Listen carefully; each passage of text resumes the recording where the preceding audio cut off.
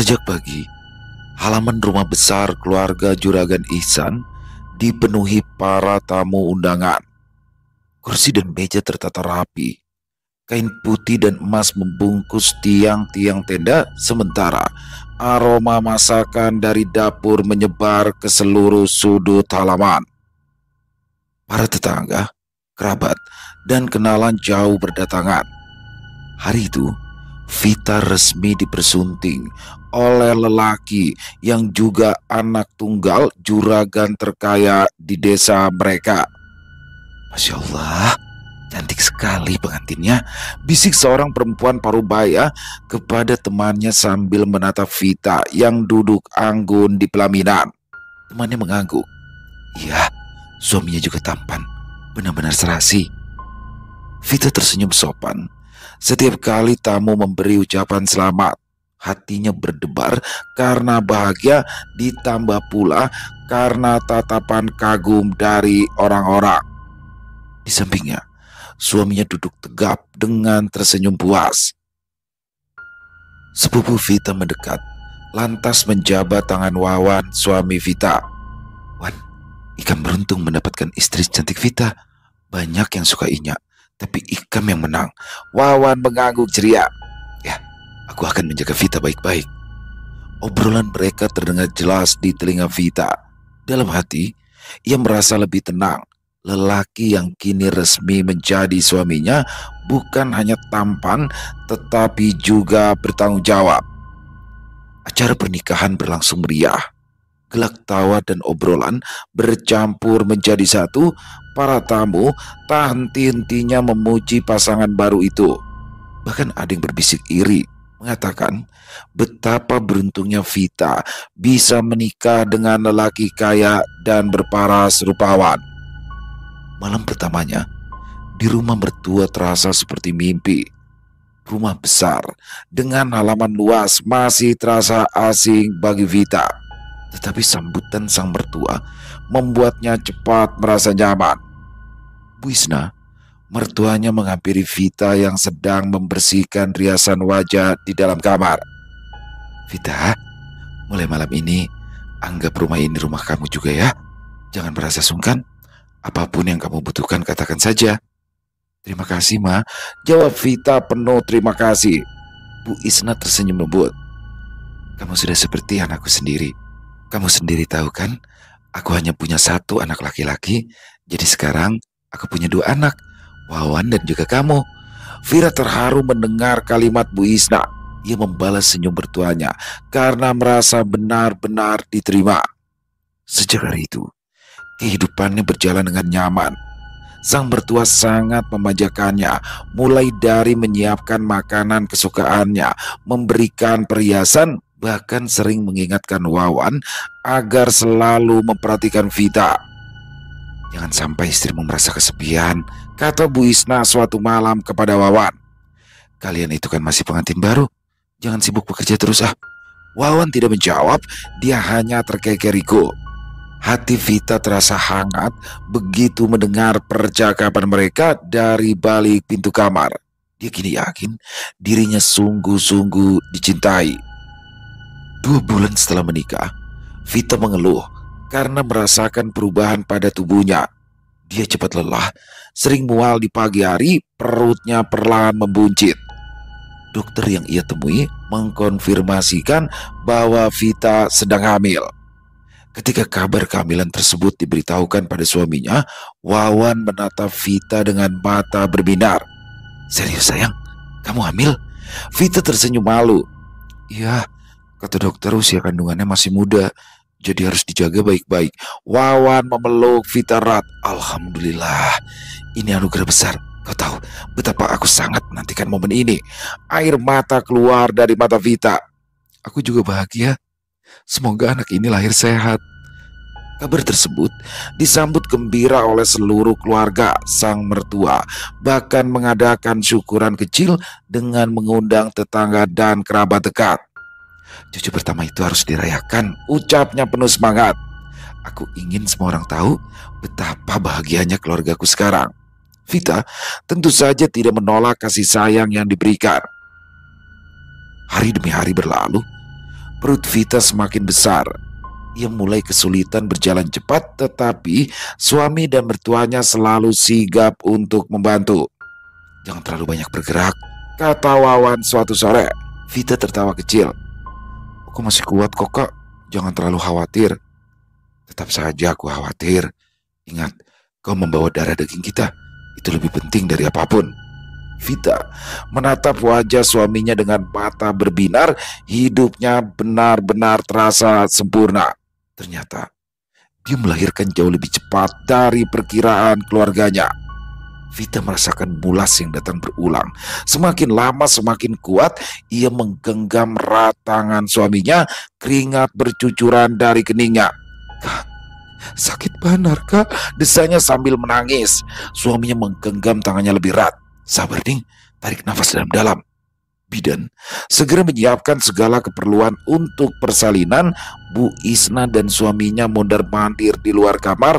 Wajah mereka pucat karena cemas. "Ya Allah, lancarkanlah persalinan menantuku," bisiknya sambil menahan air mata. Di dalam kamar, suara Vita terdengar parau. "Aku kada kuat, Kak." "Kamu kuat, kamu pasti kuat. Kamu pasti bisa.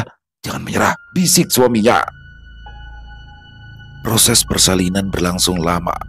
Jeritan Vita memenuhi ruangan, membuat suaminya hampir kehilangan tenaga untuk sekedar berdiri.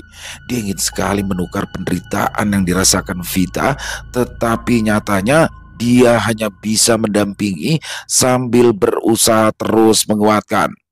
Akhirnya, setelah perjuangan panjang, tangis bayi pecah di udara. Suaranya nyaring menggetarkan seluruh hati yang mendengarnya. "Alhamdulillah, anak perempuan yang cantik." Air mata Vita mengalir deras. Ia terlalu lelah untuk bicara. Ia hanya bisa tersenyum tipis sambil menatap bayi mungil yang dibaringkan di dadanya. Wajah bayi itu mirip dirinya dengan kulit halus dan mata bening. Wawan terisak pelan. "Cantik. Cantik sekali. Persis seperti ibunya." Hari-hari pertama setelah kelahiran terasa begitu membahagiakan bagi Vita. Bayinya tumbuh sehat dan selalu menjadi pusat perhatian keluarga. Suaminya sering duduk di samping ranjang, menatap anak mereka dengan tatapan penuh cinta.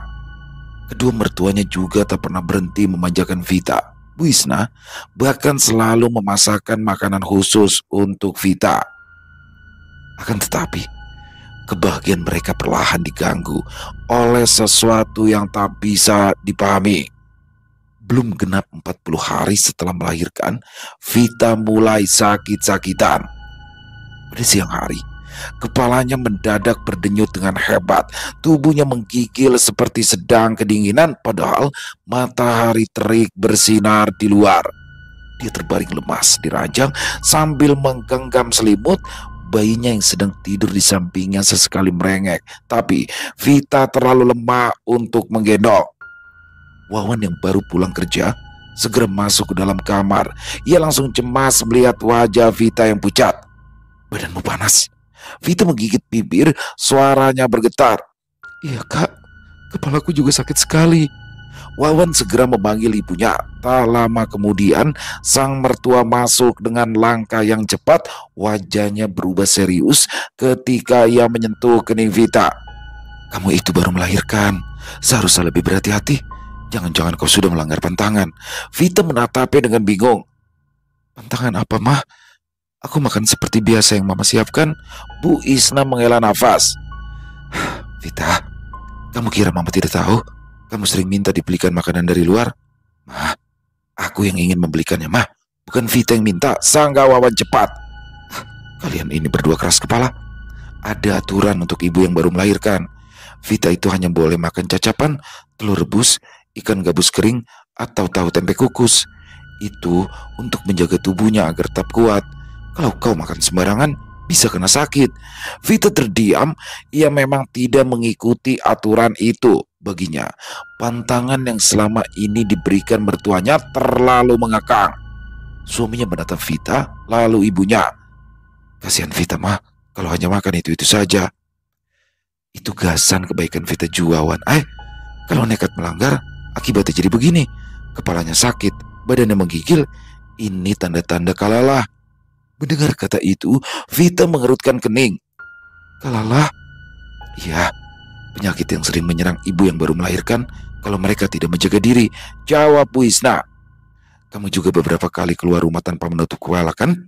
Vita tercekat. Ya, dia memang beberapa kali menjemur pakaian bayi di halaman tanpa menutup kepalanya dengan kain. Matahari siang terasa terik, tetapi ia mengabaikannya karena ingin cepat selesai. Jangan-jangan itu penyebabnya, gumam Vita lirik. Hari-hari berikutnya menjadi sulit. Rasa sakit di kepala semakin sering datang, menggigilnya semakin parah. Vita lebih sering berbaring, sulit makan, bahkan menyusui bayinya sambil menangis lemah. Kalau begini terus, lebih baik kita bawa ke rumah sakit, kata Wawan yang tak tega melihat Vita kian kurus. Bu Isna langsung menolak. Tidak perlu, ini bukan penyakit yang bisa ditangani rumah sakit. Dokter tidak akan mengerti. Yang perlu dilakukan adalah mengikuti cara orang tua dulu. Wawan menatap ibunya ragu. Tapi Vita makin lemah, Ma. Percayalah padaku.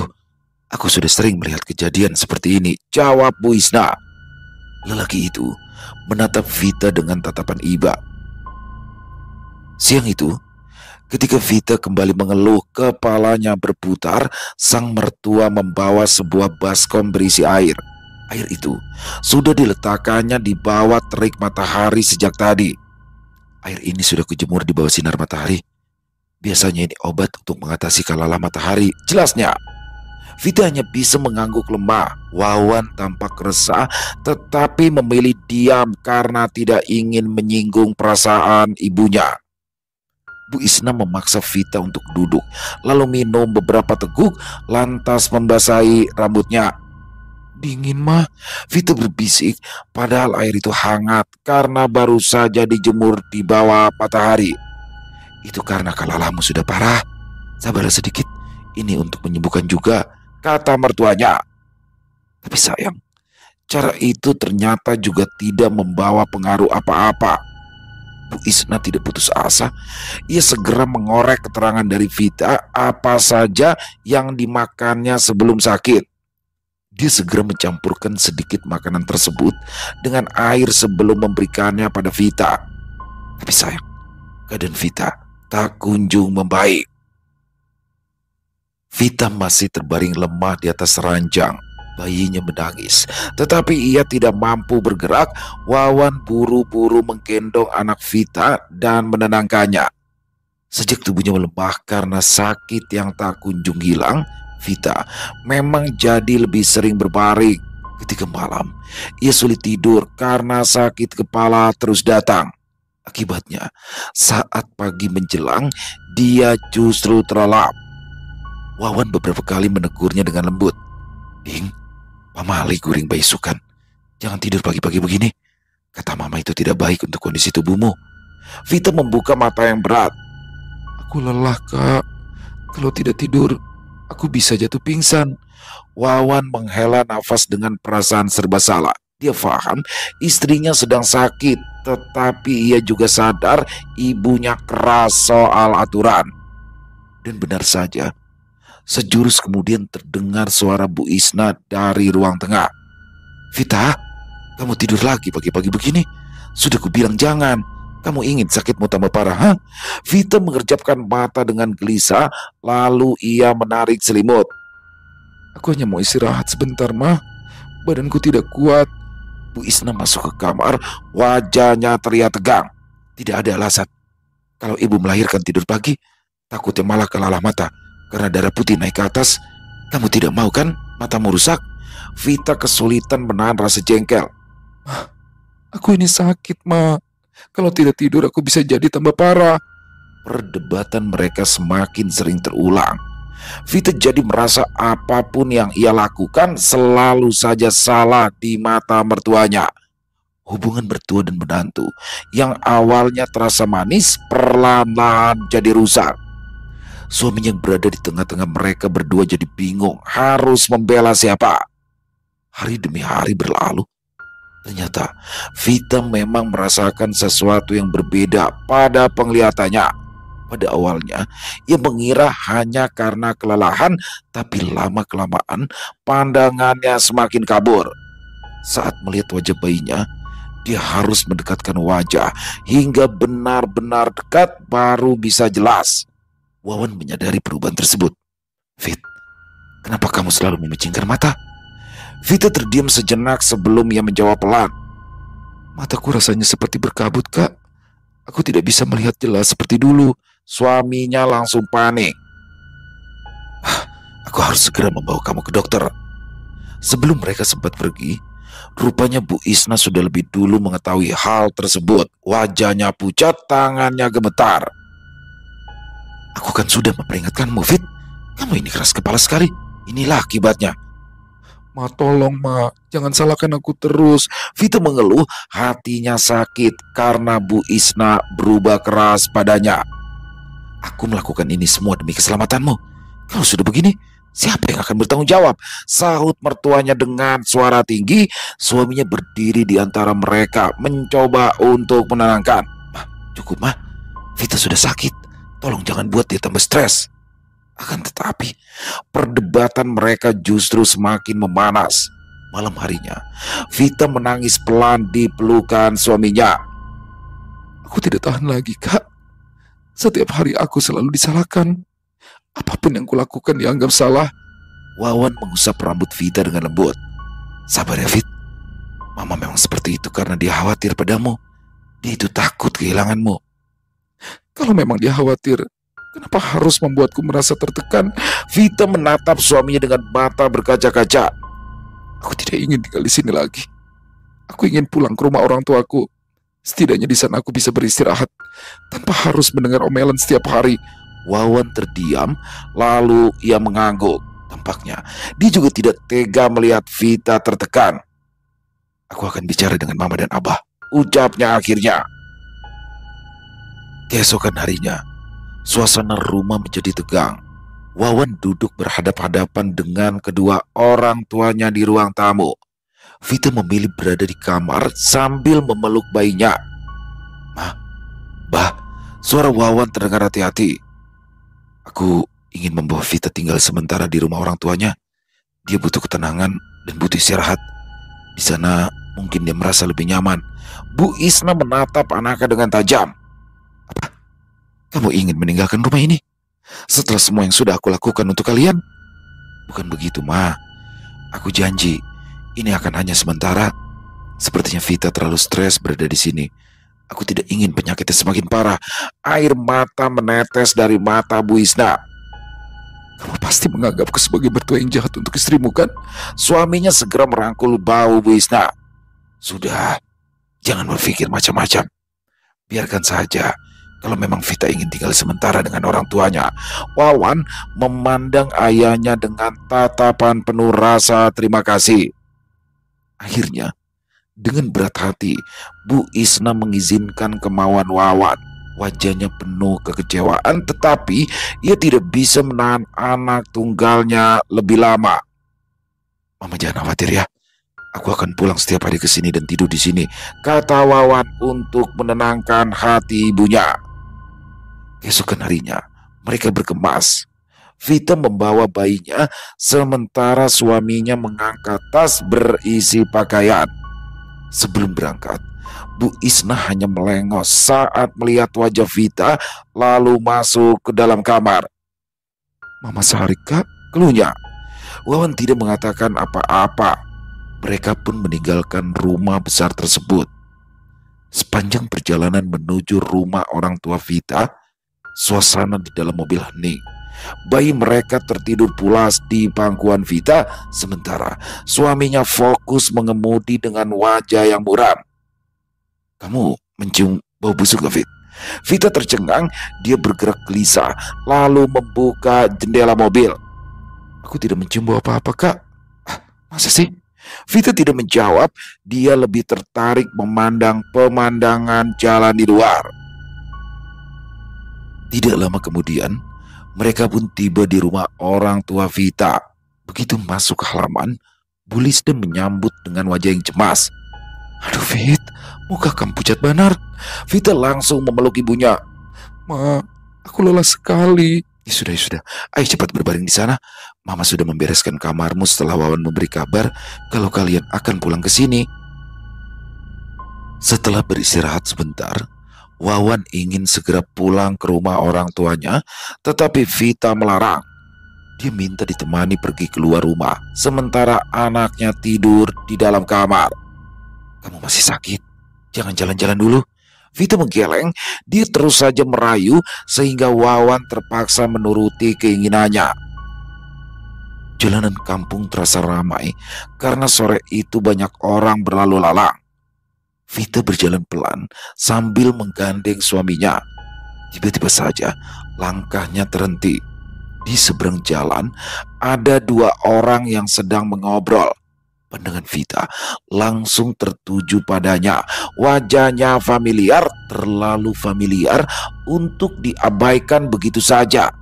Sepertinya lelaki itu merasa jika sedang diperhatikan sehingga ia menoleh. Sontak dua pasang mata bertemu. Itulah Roni, mantan pacar Vita. Wajah Vita seketika berubah. Senyum yang tadi tersungging hilang begitu saja, berganti dengan ekspresi kaget bercampur gugup. Suaminya menyadari perubahan tersebut. Dia mengikuti arah pandangan Vita, lalu menatap lelaki yang berdiri tak jauh dari mereka. Siapa dia? Temanmu? Tanya Wawan heran. Wajah Vita memucat begitu sadar ia tak seorang diri melainkan sedang bersama suaminya. Badanku dingin, Kak. Kita pulang saja yuk. Dia berbicara sambil menarik lengan Wawan untuk kembali ke rumah orang tuanya. Rupanya pertemuan singkat di jalan kampung itu masih membekas di hati Vita. Dia beraktivitas sambil memikirkan wajah Roni yang tadi dilihatnya. Wawan juga tidak bisa menyembunyikan kegelisahan. Sejak mereka tiba kembali di rumah orang tua Vita, ia beberapa kali menatap istrinya seolah ingin bertanya, tetapi masih berusaha menahan diri. Akhirnya, setelah mereka duduk berduaan di dalam kamar, Wawan membuka suara. Fit, lelaki yang kita temui tadi, siapa dia sebenarnya? Vita terdiam sejenak. Matanya memandang ke arah bayi mereka yang tidur nyenyak. Setelah menarik nafas panjang, ia akhirnya memutuskan untuk berkata jujur. Itu Roni, Kak. Dia mantan pacarku. Wawan menegakkan tubuhnya, wajahnya langsung berubah serius. Mantan pacar? Iya, jawab Vita lirih. Aku bersama dia cukup lama dulu, tapi aku memilih meninggalkannya karena aku memutuskan untuk menikah denganmu. Wawan menunduk, kedua tangannya mengepal di atas lutut. Kenapa kamu tidak pernah cerita sebelumnya? Aku tidak tahu kalau kamu sudah punya pacar saat kulamar. Kak, bagiku Roni sudah menjadi bagian dari masa lalu. Aku pun tidak punya perasaan apa-apa lagi padanya. Wawan menatap mata istrinya, mencari kejujuran di dalamnya.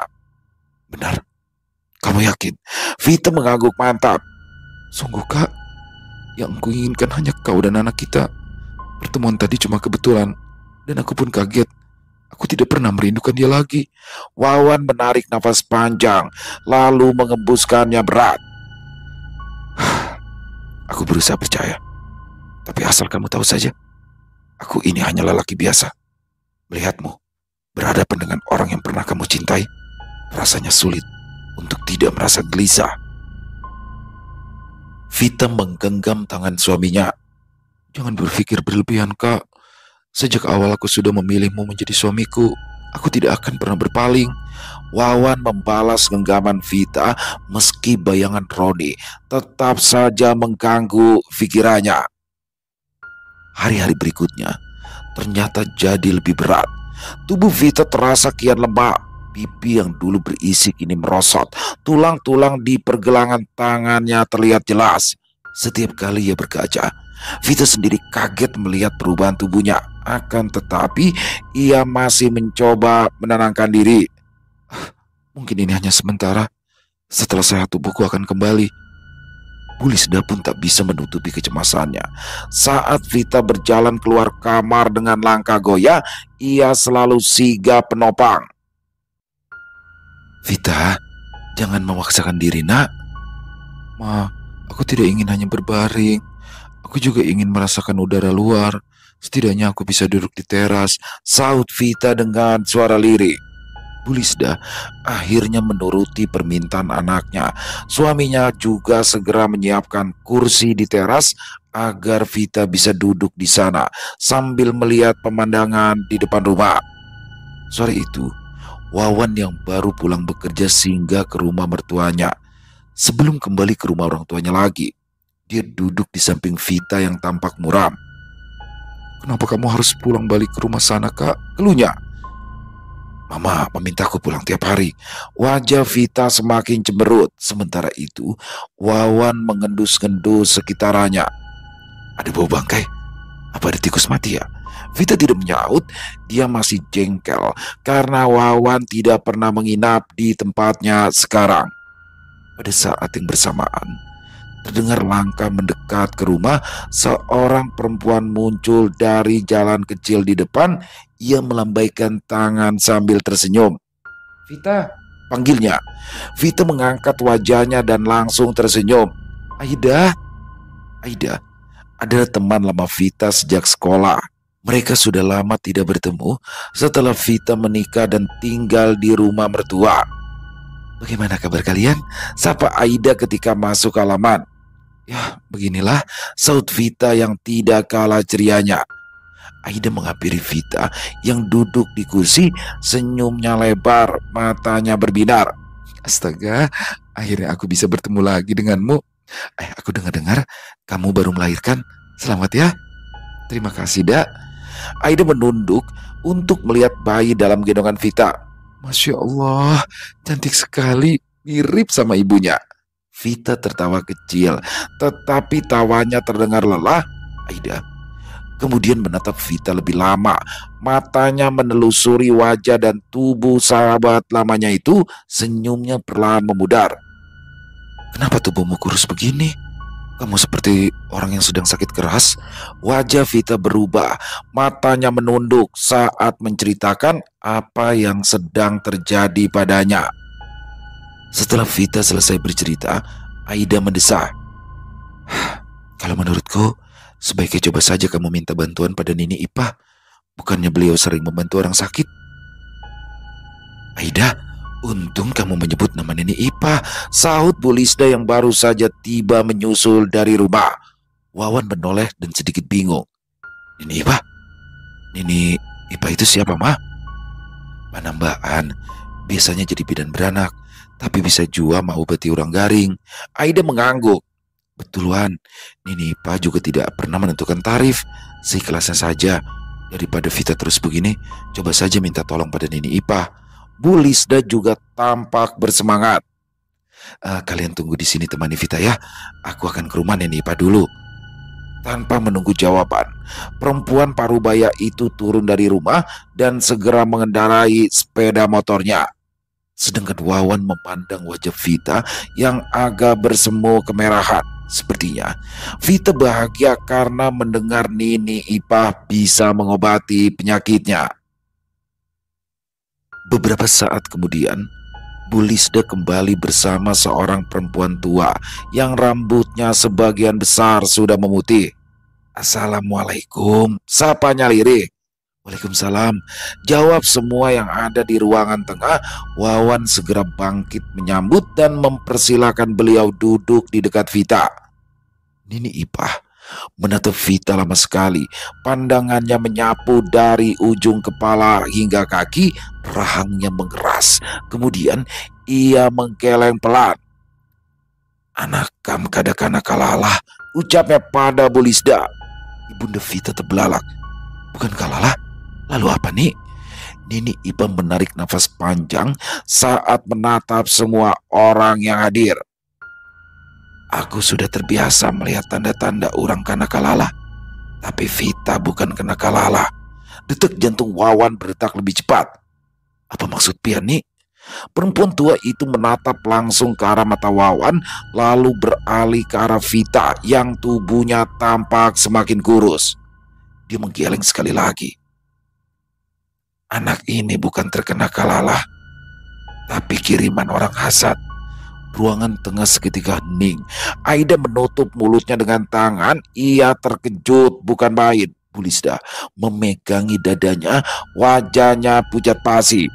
Wawan berduduk, kepalanya seakan dihantam palu besar sehingga telinganya berdenging dengan keras. Vita sendiri terdiam, matanya berkaca-kaca.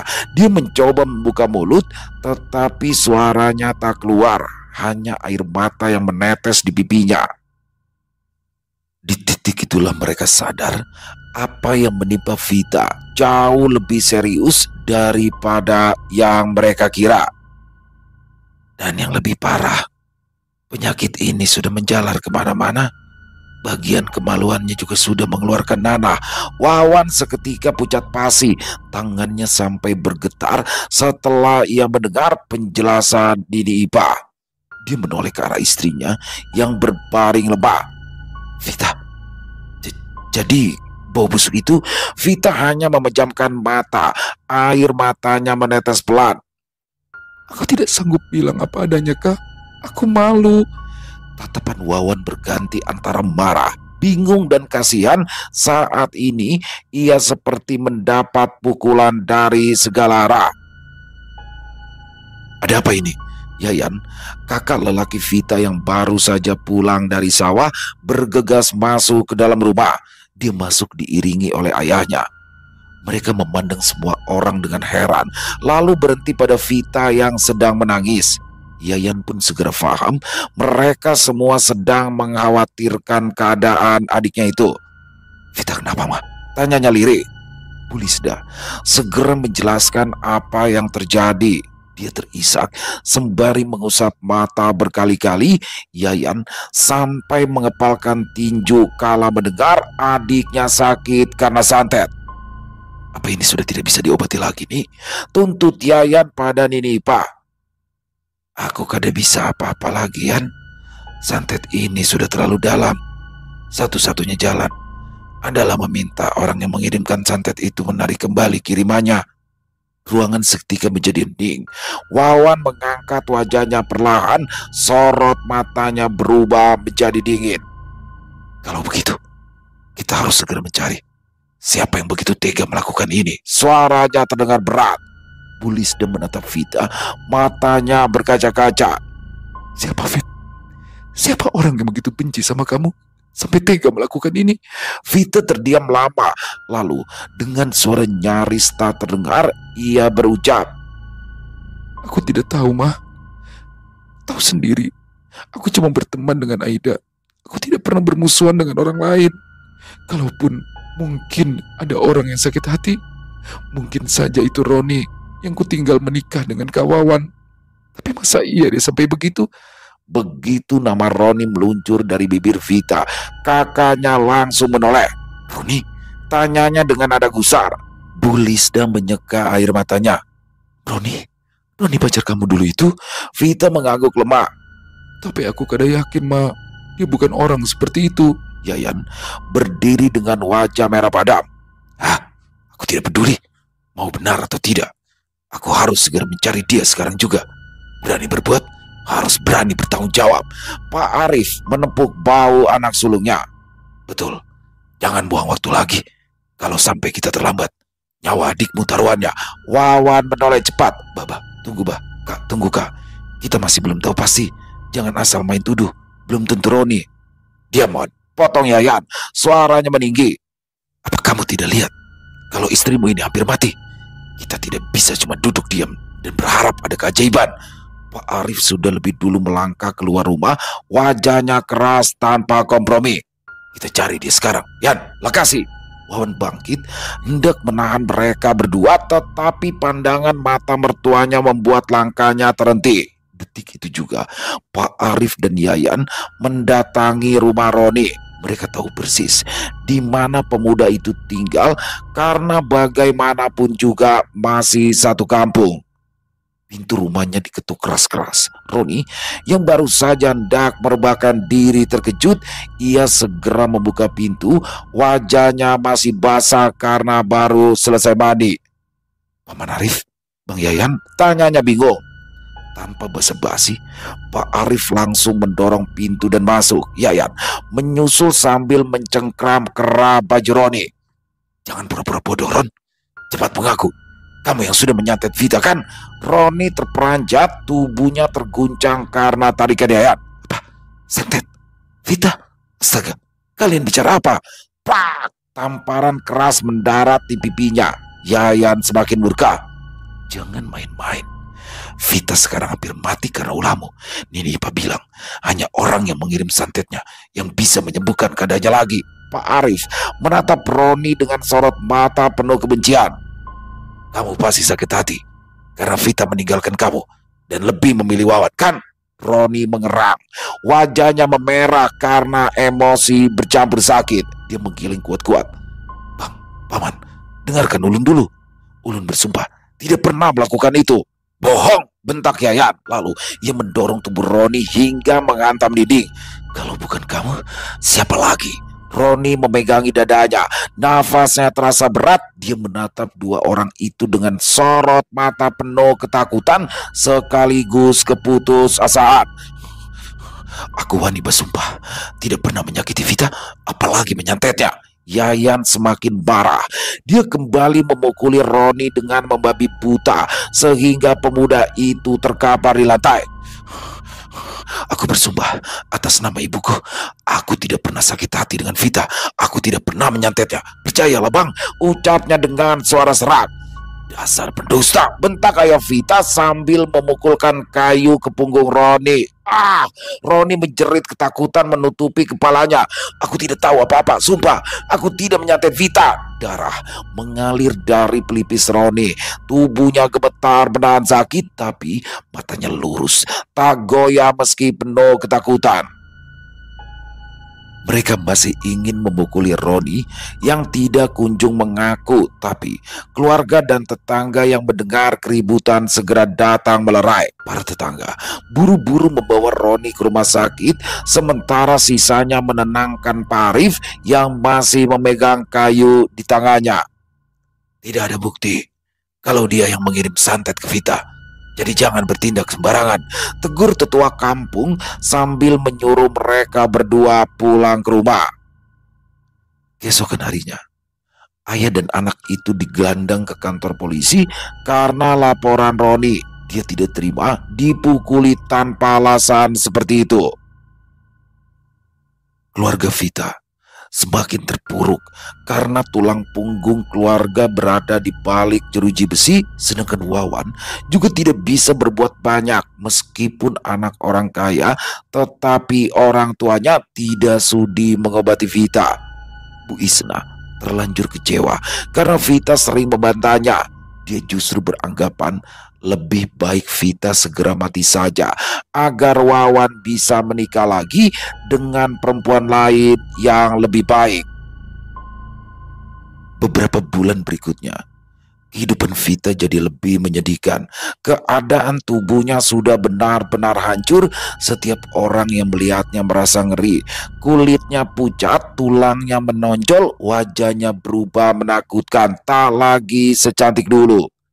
Dari sela tapi behalai yang menutupi tubuh bagian bawah, nanah terus mengalir dari kemaluannya.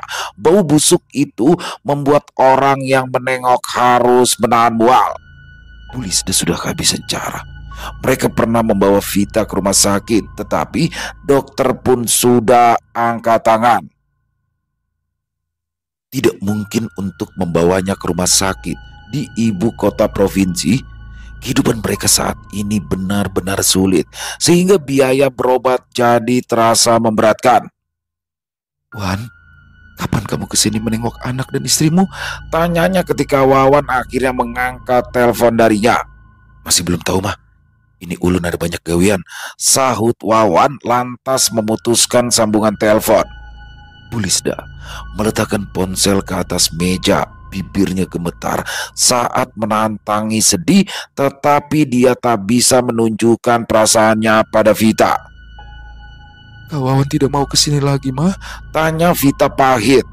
Dia sudah bisa menduga apa yang terjadi meski ibunya tak bercerita apa-apa. Aku mengerti, Ma. Dia pasti malu punya istri sepertiku. Bu Lisna memandang putrinya dengan sedih. Dia tidak mengerti apa kesalahan yang sudah dilakukan Vita sehingga mendapat musibah bertubi-tubi. Dia mengusap dahi Vita yang basah berkeringat dan memaksakan tersenyum. Mama yakin Wawan akan segera datang ke sini. Dia hanya sedang sibuk karena ada banyak pekerjaan di kantornya. Vita mengeluh.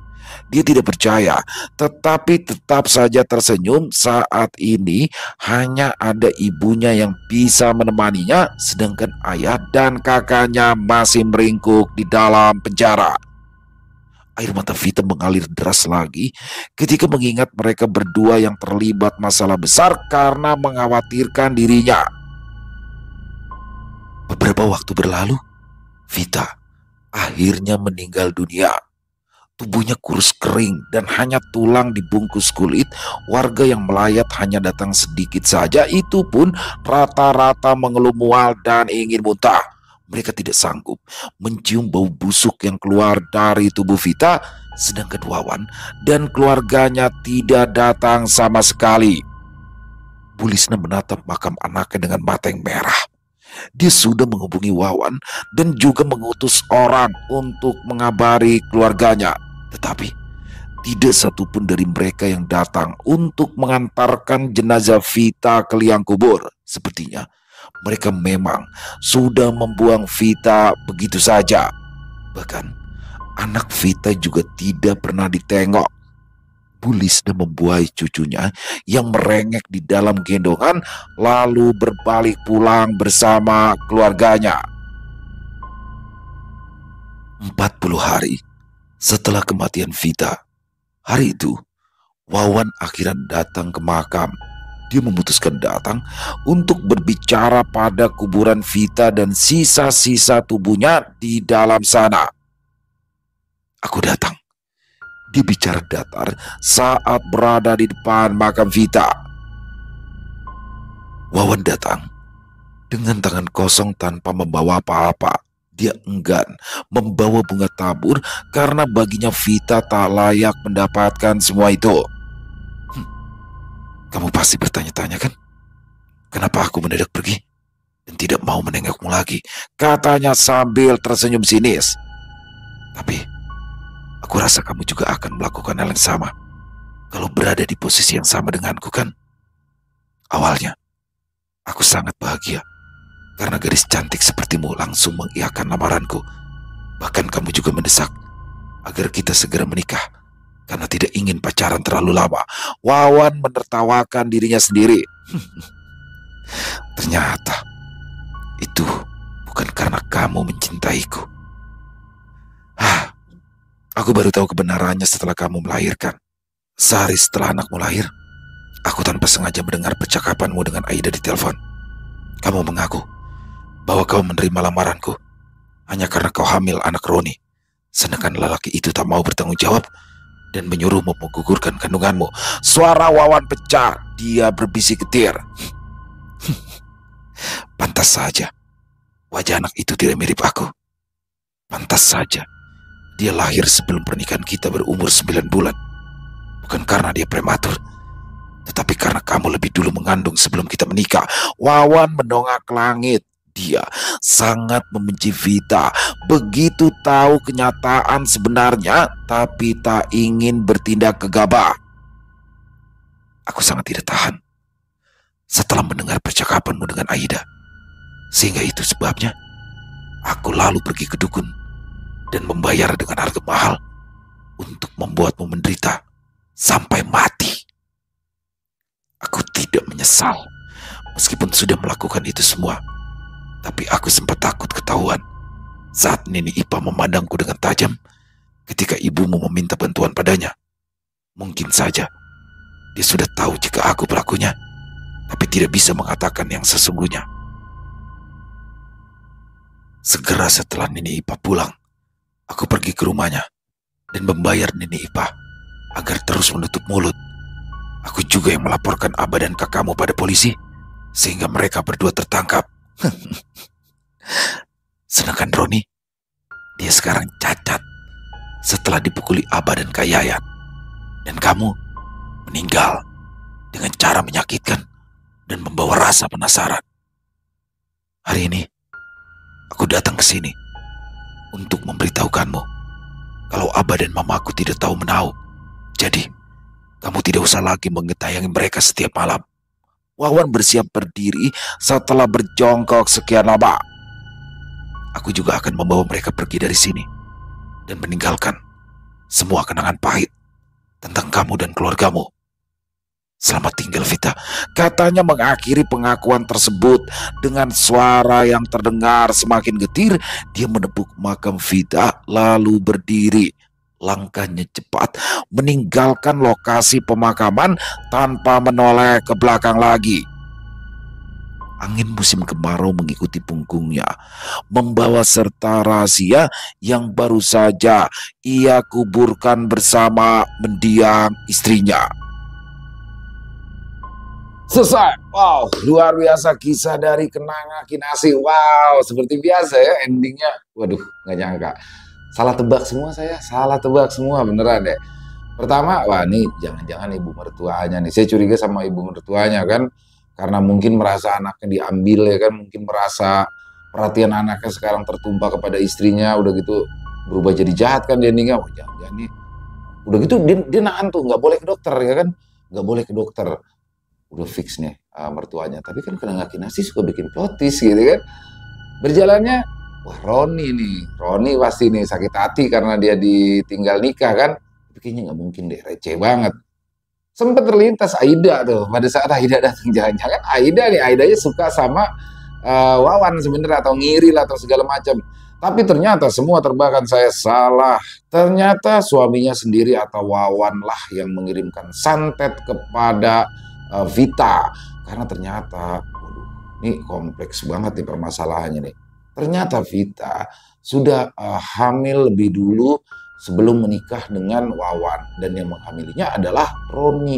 Wadaw, Roni mantan kekasihnya yang nggak mau tanggung jawab. Akhirnya di sini Vita meminta segera menikah ya dengan Wawan ketika Wawan datang melamarnya. Tapi emang kalau jeli di awal cerita, bayi ini lahir lebih dulu.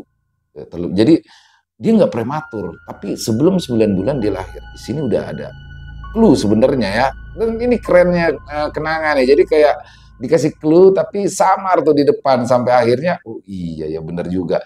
Dan dia taunya Wawan ketika ternyata dia lagi teleponan sama Aida tuh dan membocorkan rahasianya itu. Jadi waduh tahu. Inilah teman-teman ngerinya ya.